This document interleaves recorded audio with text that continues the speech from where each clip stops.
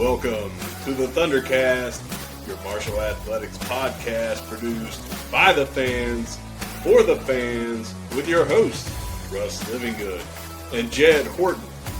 We're bringing you the thundering word on the thundering herd each and every week, so keep it right here, because the ThunderCast is on the loose. Welcome to another episode of the ThunderCast. Russ and Jed back with the midweek, as usual. 5 things every herd fan needs to know this week, and we're also going to take you around the herd. Before we get into all that, make sure to hit like, subscribe, all that stuff. If you're watching on YouTube or if you're listening on your favorite audio streaming platform, that way you don't miss any of the episodes. Jed, we're throwing up at least 4 a week now. You don't want to miss them, so make sure you hit subscribe. Before we get into it with an exceptionally busy, wait till we get to Around the Herd, you guys will see. But let's get a word from our sponsors at Leasure Oliver PLLC. If you've been hurt in a wreck, call the law firm of Leasure Oliver PLLC. Find them at 304carwreck.com.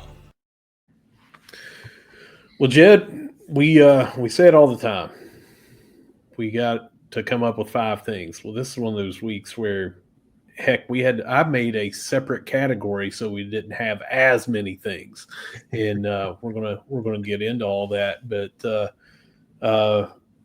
you and I had quite the week. Right after we finished recording, we went out with our new friends, our new family from London, England, the parents and grandparents of Maddie, Emmett, freshman on the swim and dive team. And that's pretty cool. Very cool.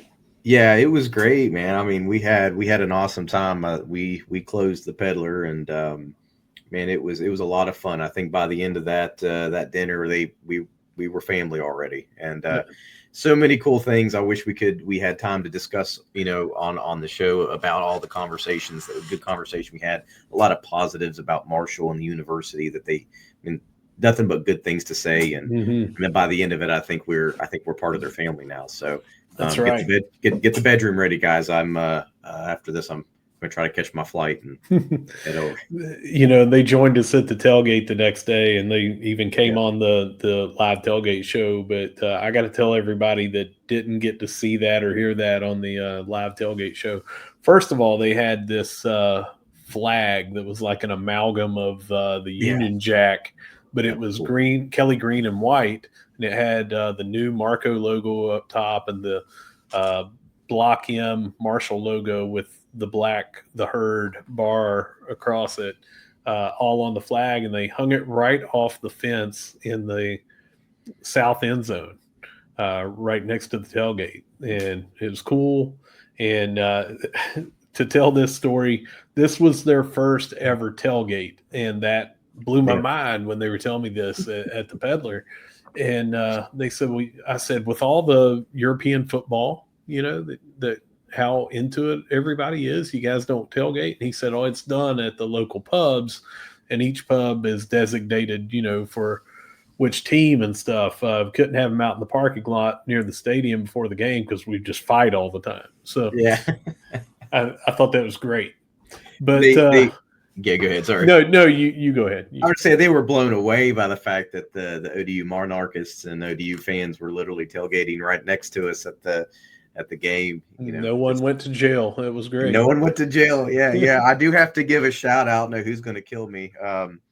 I shouldn't have been making any kind of bets, but I got to give a shout out to Maddie's grandfather. I told him I'd do it, so I got to give him a shout out. Brian, he said if I could find, he swears, in an episode of MASH, his team, the Queen's Park Rangers FC, they're based out of a football team based out of London.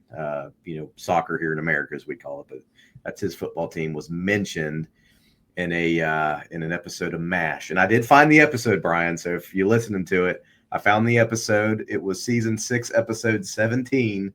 The team was mentioned. So big shout out to Brian and the Queen's Park Rangers. Well, if you look below, Jed, I had this as a surprise for you. I didn't share this with you, but this was going to be our 8th and final thing. Oh, I ruined it. No, you didn't. It's fine. It's totally fine. You surprised me. But yeah, season 6, episode 17. It was titled Tea and Empathy, and it was on January the 17th, 1978. So Brian, the Libra, we did it, buddy. We put it on here. Hey, we got you, man. Whether you're listening or watching, we put it on here. We're men of our word. We said we would do 100%. It. We said we'd talk about it, and we have. Yeah, that's great. All right, Jed. Let's hit the rest of the things, and that kind of was a spoiler there because it said number 8. So here are 7 things every Herd fan needs to know this week. As always, brought to you by Ignite.link. And now here are at least 5 things every Herd fan needs to know this week. As always, brought to you by Ignite.link, the Tri-State's premier IT management team. All right, number 1, Boogie Trotter named the Sun Belt Conference Defensive Player of the Week and the Frisco Bowl Player of the Week. Jed, that was huge. What a game he had. Yeah, that named has been mentioned. He's been in on big plays. I mean, he's a baller, man, and he balled out on Saturday, and that pick 6 and all the other things.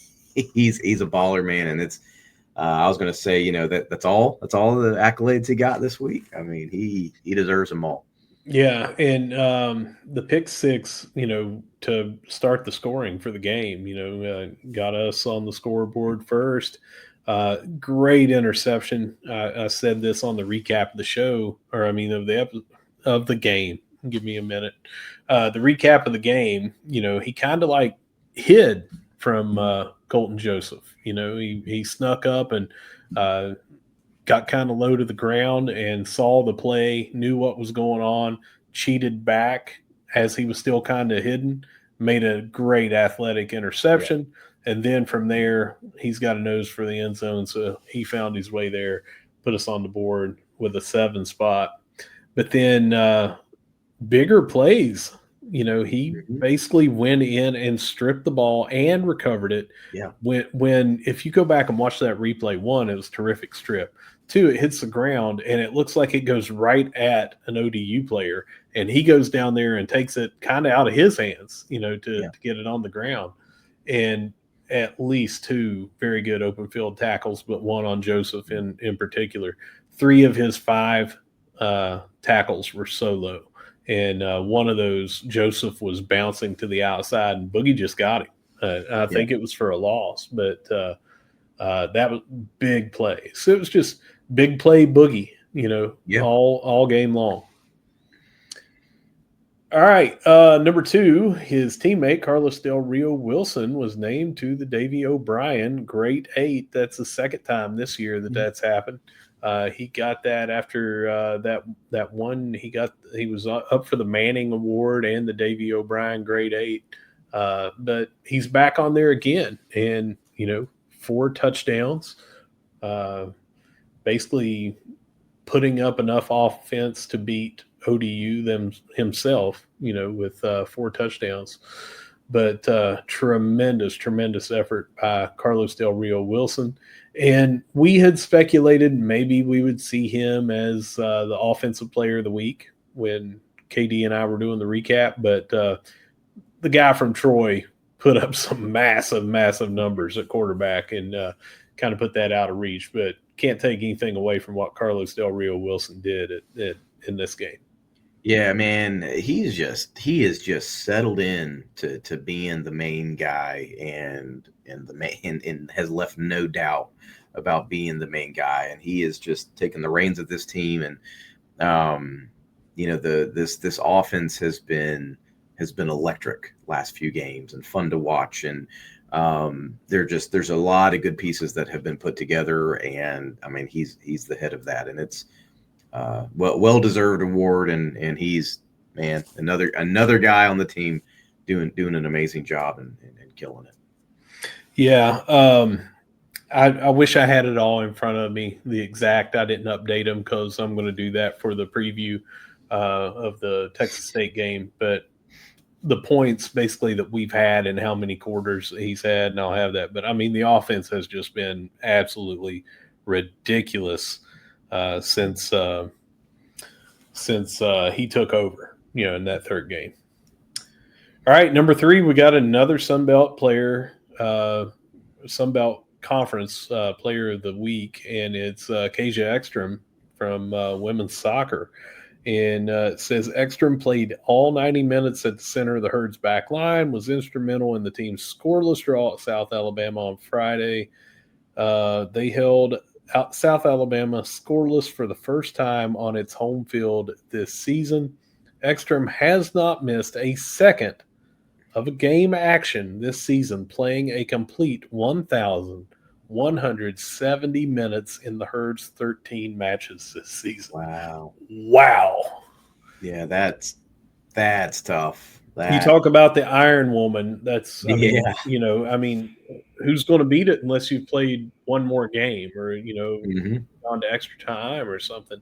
So she's just been out there. But, yeah, we're going to talk about that in Around the Herd. But pretty impressive what they did. Wish they could have snuck in a goal and got that, but they walk out with 1 point instead of 3. Yeah, absolutely. And like you said, we'll talk about it Around the Herd. But yeah, I was able to catch a little the end of that game, and yeah, definitely there were some opportunities. But she's been playing very, very well. Mm-hmm.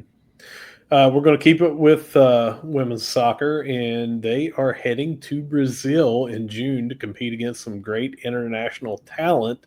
And you, the fan, have a chance to sponsor a player to go. It's going to cost $4,000 for each of the players or staff members to go. So obviously you have an opportunity. You can do $4,000 and just say, hey, I want to pay for this player to go. They have another thing called the hat trick. Of course, that's going to be $3,000 and $12,000. And you may say, Russ, I don't have $12,000 or $4,000 laying around. Guess what? Anything will go towards that. You can make smaller donations from $1 on. Just make a donation. And if you go to that article over on Herd Zone, it'll tell you all about how to do there. You can also find it on social media. If you can't find it, hit us up. We'll let you know where it is. But this was a very good thing that Coach Grassi did 2 years ago, I think it was. I think it was before last season, maybe. And they did that, and they went to Brazil, and that just really helped them, gave them a head start going into the season because they had gotten that repetition. I mean, you can't find that here against some clubs or things like that. Spring League's great.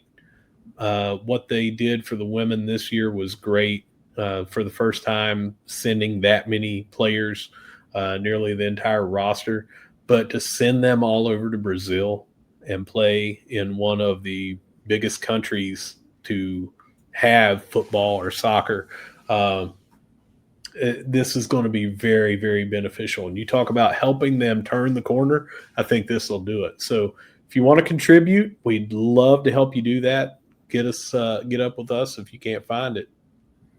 Yeah, these are the type of things that you have to do. Like you mentioned, Russ, the men are doing it now with the Spring League and these types of trips, and things like this are important to continue the growth of the program. And you say turn the corner. I mean, I would add that it's a continuation of turning the corner, because this team has absolutely turned the corner this year and made some really big headway. And this is a continuation of that. It's, we want excellence in all our programs, and for soccer, go play the best talent in the world. And that's how you do it. So. Yeah, I'm looking forward to see what they can do in year 3 under Coach Samos, because year 2 has been pretty daggone impressive so far. Think of where they are right now versus where most of the people put them coming into the season. Number 5, we have talked about this before, but Hoops in Huntington is this Thursday, 6:30 p.m. As you're watching this, we uploaded it We're recording Wednesday night, uploading it Thursday morning. So go tonight. It's tonight at 6:30, right in front of Pullman Square there on 3rd Avenue. And it's going to be epic like it always is. Looks like there's going to be good weather.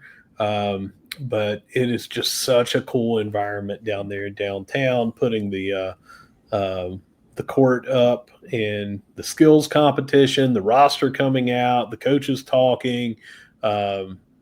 It's really, really a cool event. One of my favorite now. 4th time, I think that this will be. I think it's the 4th time.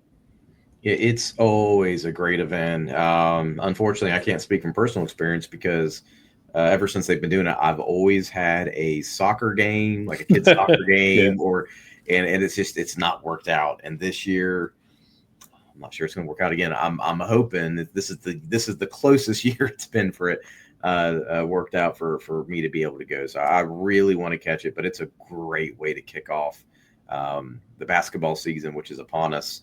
And it's just such a fun time. I mean, anytime they close off 3rd Avenue in that part of town for any kind of event, it's always fun, but really special when it's our basketball team and our, both basketball programs, and getting to get a little bit of a taste of what they're going to look like, as well as just have a great time. So yeah, you're looking forward to that.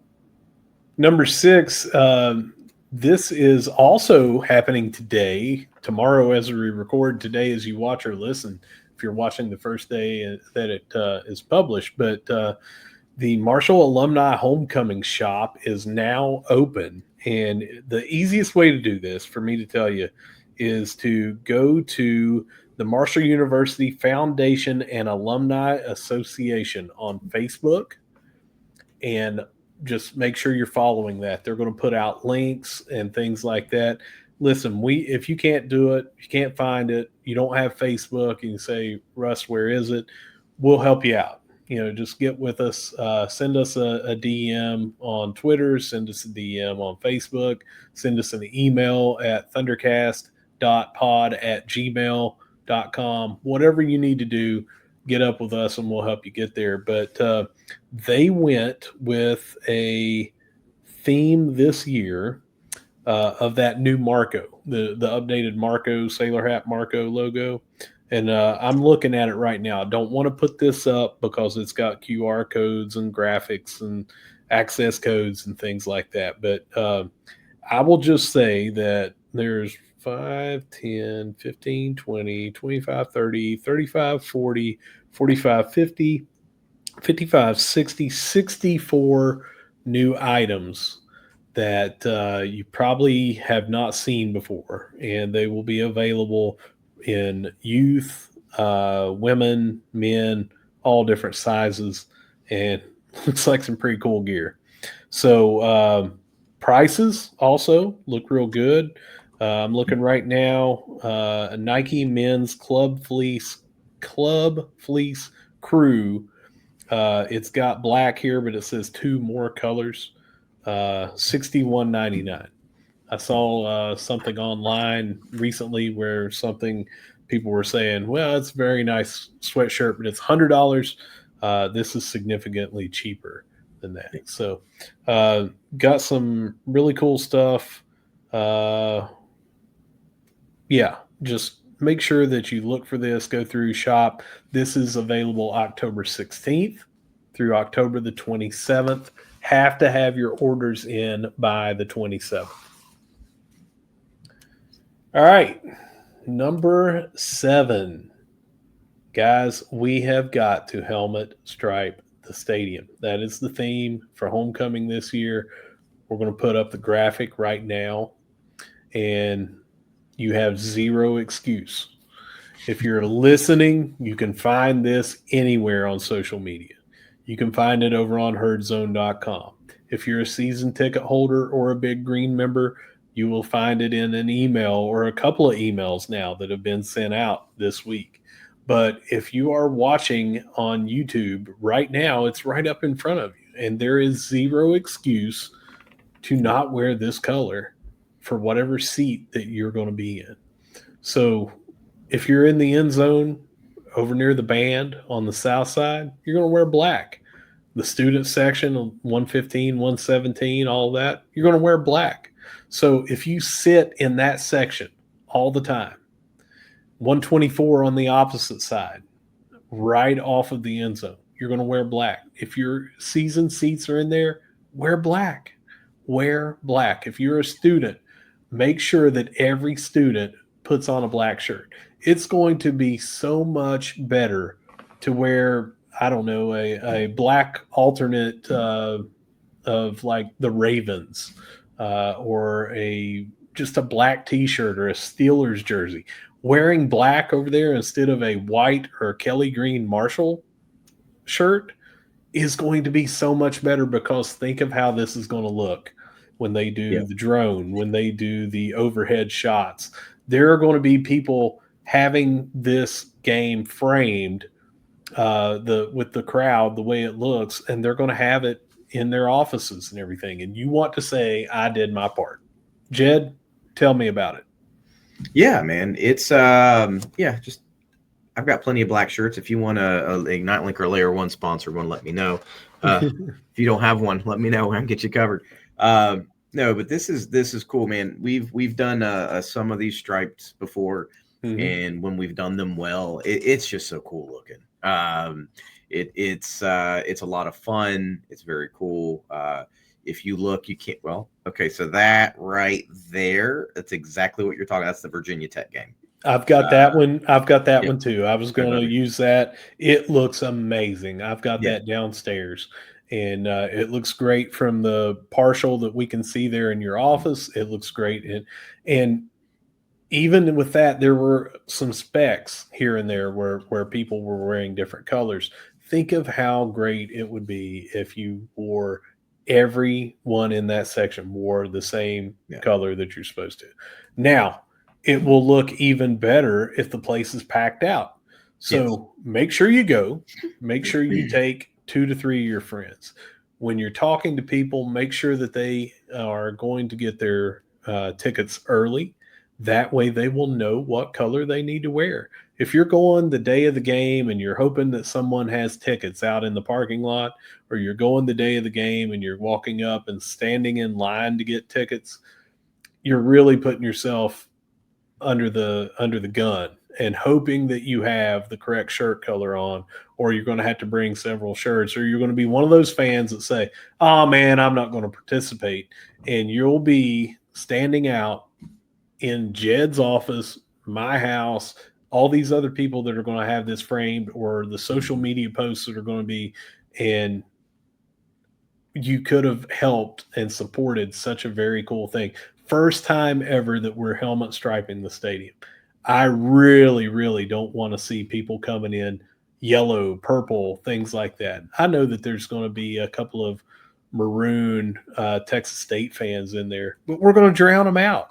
And we have to by wearing the right colors. If we're going in there and it's just a hodgepodge, they're going to stand out a lot more if we don't have the right ones on. So please wear the correct color. We should do a fundraiser where we bring a bunch of white, black, and green T-shirts to the tailgate, and all proceeds go to something. Or something like that. Hey, you know what? Just wear the right shirt. You know what? If anyone has a white, green, or black shirt, or they want to bring, you can bring them to the ThunderCast tailgate, and we will announce and just say, "Hey, come over here. We'll give you a ticket, whatever. Here's the number of the person that's taking this shirt." And that way, they get a ticket. They exchange. Say, "Bring this back." There you go. Whatever we can do. We want to help out because this is so important. It needs to look nice, man. It needs to look nice. Absolutely.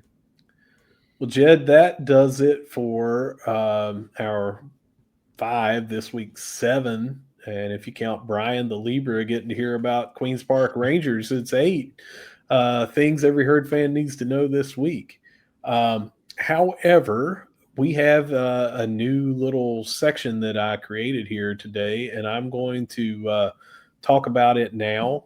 We have 3 things. This could have gone in the things, but because we had so many different things to talk about before we take it around the herd, I wanted to talk about some new commits that we have.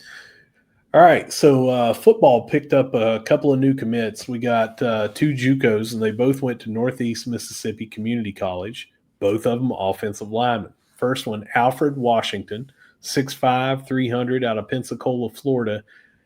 Right now, as of recording this show, 24/7 Sports has him as the number 6 JUCO offensive tackle in this 2026 class. So for us to get him, got another big body, but a very highly ranked JUCO guy.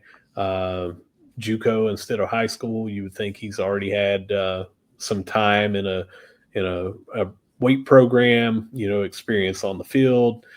It's not the same as Division I ball, but he's had some prep before he gets here. His teammate, offensive lineman Jatavion Fagan, 6'7", 290, out of Florence, Alabama. He actually graduated high school in 2023, so he's been there for now, 24 and 25. He's been there for 2 years. So picked up two big bodies, two JUCO guys, and that's going to help for our class for next year. Yeah, that's fantastic. Always work. The guys are always working. Always be season or off season. Yeah. Always be recruiting. Always be recruiting. Softball also picks up a commit, 2027 right-handed pitcher Emery Jensen, and she's 6 foot. Mooresville, North Carolina, and she has now been twice all district and 2 times all state, but we said she's out of the 2027 class, so she's still got another chance or two, however that works out, how they're counting that class, to pick up some more accolades and honors. But pretty good right-handed pitcher that we picked up for the future.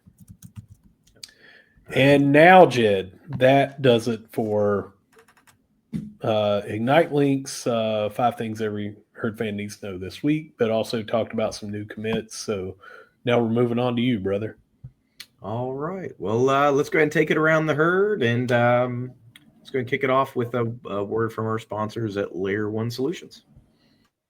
And now, Layer 1 Solutions, your experts in business connectivity infrastructure, takes you around the herd. All right. Well, we've got a lot going on. Everything is in full swing. We actually have some things that'll be wrapping up here before too long. So we got a lot to get through today. So we're going to lead it off with volleyball.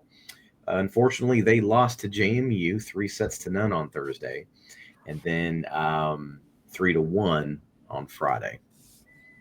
Yeah, that's tough, man. We've feel like we're not turning a corner. We're doing, kind of keeping pace with what we did last year, but we got a total reload with coaching staff and players. Mm-hmm. So it was real exciting. You would hope to, split that in the very least, but losing on the road it's tough everywhere, but losing on the road to JMU, who's got a pretty good program, it's a setback that you hope that we can get past with Coach Stout moving the team on and building towards the upcoming tournament. Yeah, absolutely, and they have an opportunity to get notch one in the win column on Thursday. They will be hosting ULM at 4 p.m. on Thursday, and then again on Friday at 6 p.m. So if you are around on Thursday, if you're not catch the volleyball game before going to go catch the volleyball Hoops game in Huntington. In Huntington, and then head down to that. So a couple of things that you can check out while you're in town. Yeah, and if you're in Friday before it's homecoming, so a lot of people come in early and everything, got a good chance to go over there for that. Yeah, absolutely. Well, we're going to move on over to swim and dive, and we've got a little bit to talk about with this one, but they lost by the thinnest of margins to WVU. Yeah. It was close. This was on Friday, 212 to 208. So unfortunately had that loss, but There was a lot of amazing performances that they had individually, and as well as the team. So, Russ, I'm going to throw this over to you. I think you've got those stats for us. I do. We're going to talk first about someone we mentioned in the start of the show, Maddie Emmett, freshman, and the first ever collegiate meet, and it says historic here in the Herd Zone article, winning the 1,000 meter freestyle with the fourth fastest time in program history. That's 10 minutes, 4.24 seconds. Placed second in the 500 freestyle with the fourth fastest time in program history, 4 minutes, 52.46 seconds. And winning the 200 freestyle with the fifth fastest time in program history, 1 minute, 49.49 seconds. And it says Emmett was also a member of the 200 freestyle relay winning team with Ksenia Lunyashina, Carly Wolfgram, and Maddie Aiken. Or no, not Maddie Aiken. I'm sorry, Elise Wood. So what a debut. Not just doing the sprints and everything, the shorter events. She's doing the long distance. Did a 1,000, did a 500, did two different 200s. So she comes in first, second, and first, and then was also on the relay first. And I mean, daggone, what a great debut, right? And Yeah. we're not just saying this because we just talked about having dinner with her parents and grandparents and things like that. This was a very, very good collegiate debut. Not trying to embarrass them or anything, but great family, and I'm glad that we got to know them. This was great. Go ahead, Jed. No, I was just going to say that's just wild to me that you can do a long distance event like that and then turn around and have to do like those sprints. Yeah, that's, I mean, well, we call them sprints. I mean, heck, I don't know if I could run those distances, let alone them. 200 meters is tough. And, she would have Yeah. been on the freestyle relay. That would have been 50 meters for her on that. But 1,000 meters, 500 meters, 200 meters, all individual. That is a lot. That's a lot. That's a lot, yeah. And then, so we also, in the 400 meter relay, team of Ksenia Lunyashina, Maddie Aiken, Lauren McNamara, and Elise Wood set the pool record, registered the second fastest time in program history, 3 minutes, 39.28 seconds. So fastest time at Marshall, but not for the school. One of these when they were away meet, someone had a better time, but second fastest in program history and set the pool record there. So that's another win. Wood, who we mentioned earlier, also won the 50-meter butterfly and 50-meter freestyle skin events. Lunyashina won the 50-meter backstroke skins and the 100-meter backstroke.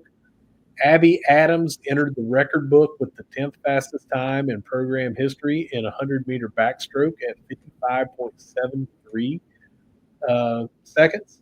Molly Warner captured a victory in the 200 individual medley, and McNamara, who we talked about earlier, won the 100-meter butterfly. There are a bunch of other second place finishes in the 100-meter backstroke. We had first, second, and third. This was just a really, really, really good meet. Came so close to beating WVU, and this is the first time, as I understand it, that the two teams met in an individual head-to-head meet. Okay, yeah, I did not know that, but that's I mean, this from the sounds of it and from every other stats, everything. I mean, we had a really good performance, just couldn't eke out those a few points to get past it. So, but great performance by everybody. That's not a bad way to start out your season, at least with all the good individual performances. So. The way that it looks to me, with only four points difference, you flip flop one finish. I mean, it might even be something like a third and a second change, and that would have been enough to tie it up or do it. But So close. I mean, that's as close to 50-50 as you're going to get. Yeah. And just unfortunately on the wrong side of it to that school. But yeah, it's all right. We're going to go ahead and swing on over to men's golf. Bash at the Borough. Marshall finished 10th out of 12, led by Clayton Thomas. He was 4 over, which was tied for 34th. Yeah, and we had a bunch of good individual rounds. It's one of those where the individual rounds were not strung together consecutively, or they were, one player did well in a round, the other players did not. We were actually 1 under amongst some of the best teams after round 1. Round 2 and 3, it was 11 over and 8 over. So just as just could not string them all together. So sometimes you'll have that, especially in the game of golf. Sometimes it's not your day. Sometimes it's not your round, but we're going to be on to the next one. Yep. Yeah, absolutely. Golf can be a cruel sport, which to me, it's cruel all the time. But they'll have another opportunity next week. They will travel to Dayton for the Dayton Flyer Intercollegiate. That'll be on Monday and Tuesday. All right. With women's golf, they will compete at the UNCG Fall Invitational in Greensboro. That'll be Monday and Tuesday. Okay. Moving on over to cross country. They will be in Bowling Green, Ohio, Friday for the Falcon invite. Okay. So they'll have that going on. And then taking it on over to tennis, they will be participating in the ITA Atlantic Regional, and that will be on Thursday. Yeah, and when we had this before, it was almost like there was maybe just like one player was participating or two. There's going to be a lot in doubles and singles. So when we have that, well, it's today as you're listening. Tomorrow, as we're talking about it, we'll have that info up and everything, and share that on social media. And of course, we'll discuss it next week. And for some of the fall ball that we're getting for starting with softball, they have a matchup on Sunday at 5 p.m. and they will host the University of Charleston. So if you haven't had a chance to check out softball, you get another opportunity on Sunday. Yeah, and if you're still in town for homecoming and you're like, I'm not leaving until Sunday evening or something like that, or you've been with friends all weekend and then you want to go do something low key, head over to the Dot, man. Yeah, be a really, really good time. Baseball, the Green and White World Series will be Saturday at noon, and you want to check that out as well. So, I mean, tons and tons of events going on this weekend for homecoming. So yes, so let's say that you've got friends coming in and they haven't been in the last 3 years, more than 3 years since they've been in. You're going to want to take them over to show them the ballpark. Maybe they want to see the Jack, and they're like, we said we were going to have a ballpark here when I was here, and I've never seen it. Well, it'll be open, and they'll actually be playing there at noon. So it said, bring your tailgate on over to the Jack.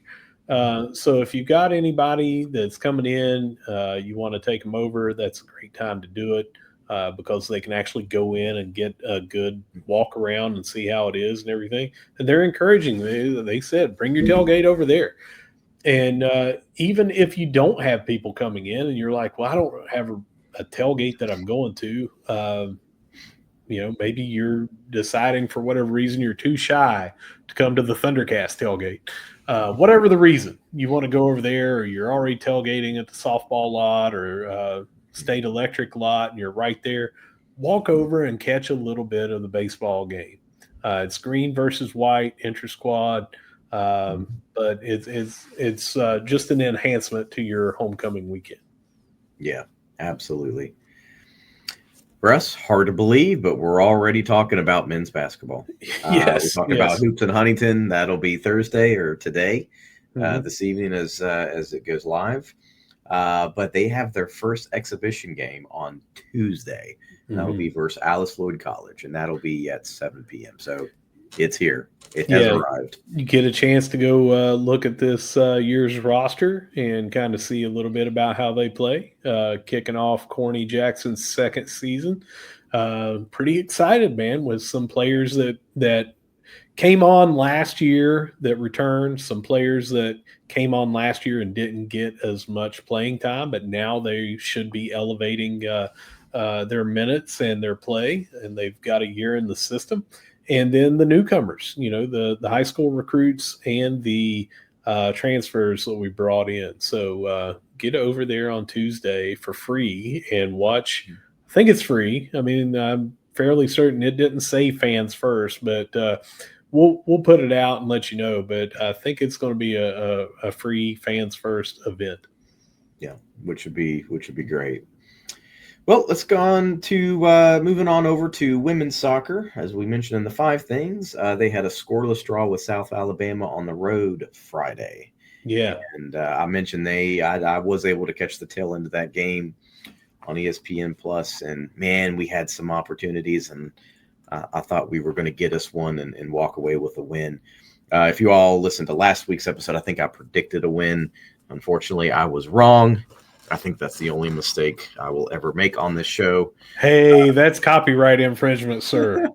Well, I heard that somewhere before, but no, they played well. I mean, this team has done has done a lot better this year.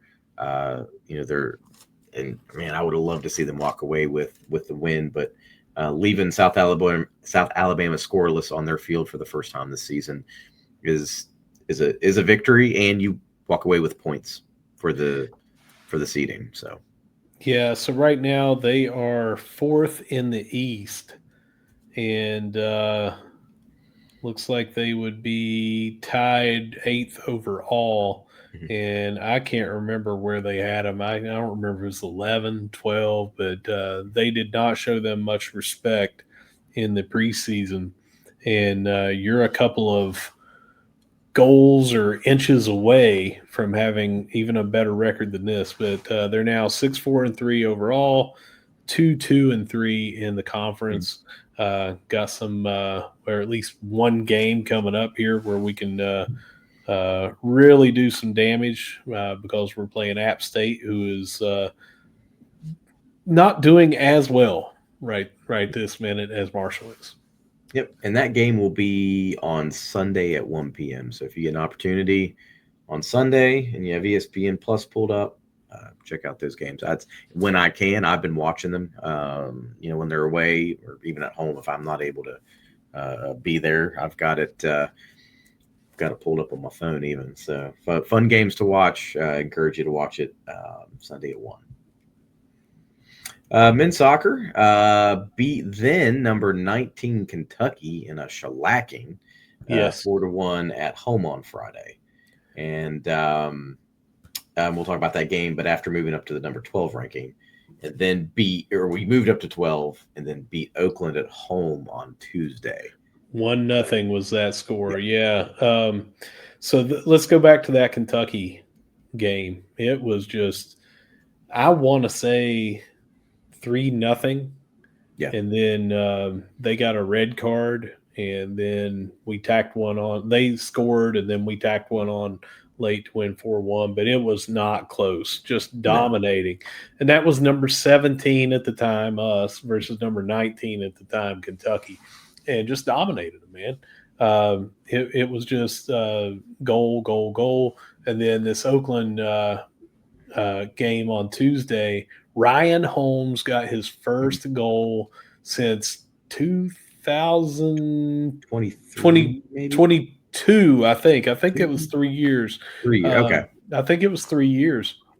But it was on a rebound. The goalie, he was stretched out, hit him in both hands, and it just went forward. And Johnny on the spot, or Ryan on the spot, was right there to nail it home. And that was the only goal that was needed because we just took it to them defensively. But ever since that Georgia Southern loss, we have kind of kicked it up a notch, and maybe that was the thing that we needed to put us on this run. Yeah, during that Kentucky game, and I didn't get to watch the Oakland game. I was at a different soccer game. But with the Kentucky game and the Georgia State game, just something clicked in that Georgia State game, it seemed. And they've been playing with, I'm not gonna say more aggression, but they've been putting it to teams more than they have been. And we're getting to that point in the season where, for all the doubters out there every year that go, oh man, this team's not as good as, we're not gonna, yeah, we're reaching that point of the season where things are coming together, they're starting to click, and we're showing our conference and the nation as a whole just how good Marshall soccer is. Well, just think of what the team's been through so far this year. Right before the season started, you're down a couple of coaches that have been there for a while out of the coaching tree, and you've got all these injuries. Fajita didn't come back until 3-4 games ago. Can't remember which it is. I think it's 4 now. And you had your number one keeper has been out. Your goalkeeper has been out, and then we've been down our number 2. We're on our 3rd guy, I believe, right now, and we are still doing what we're doing.